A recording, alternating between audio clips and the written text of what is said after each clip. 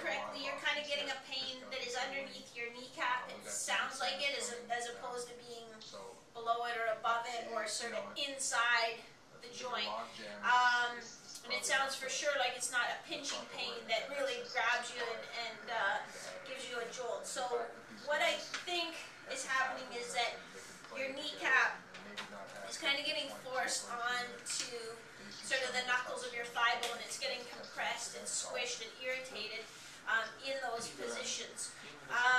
So basically, the other thing, I think, when you do the splits, so when you're out to the sides here, and in particular if you're getting this knee bent at all, your kneecap is going to want to track laterally a little bit, so it's going to shift a bit in the groove, and that can be really uncomfortable because it, again, kind of compresses it in a way that it's not supposed to be. It's supposed to sit in that groove, and you're kind of trying to pull it out of the groove against connective tissue.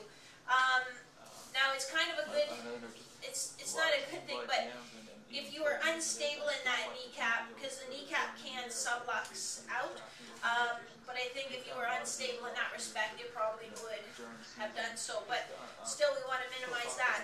Now, you know 10,000 times more about adjusting your pads than I know, but also check that pad that sits just right on the inside of your knee.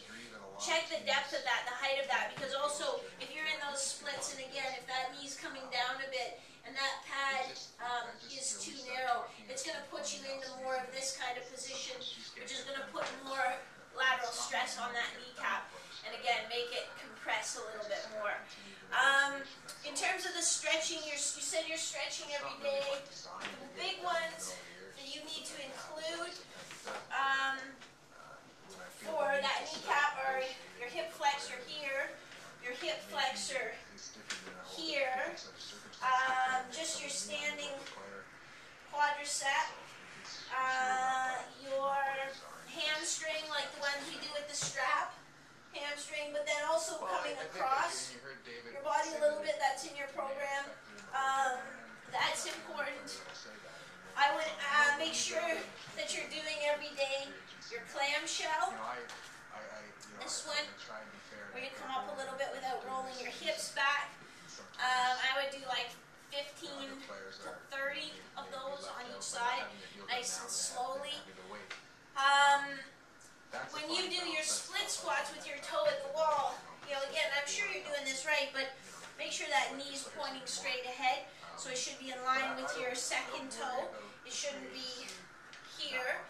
And when you go down, this should be pretty much straight up and down, so not there, because again, that will increase that compression. So those are probably the few things that I would start with, and see if that helps.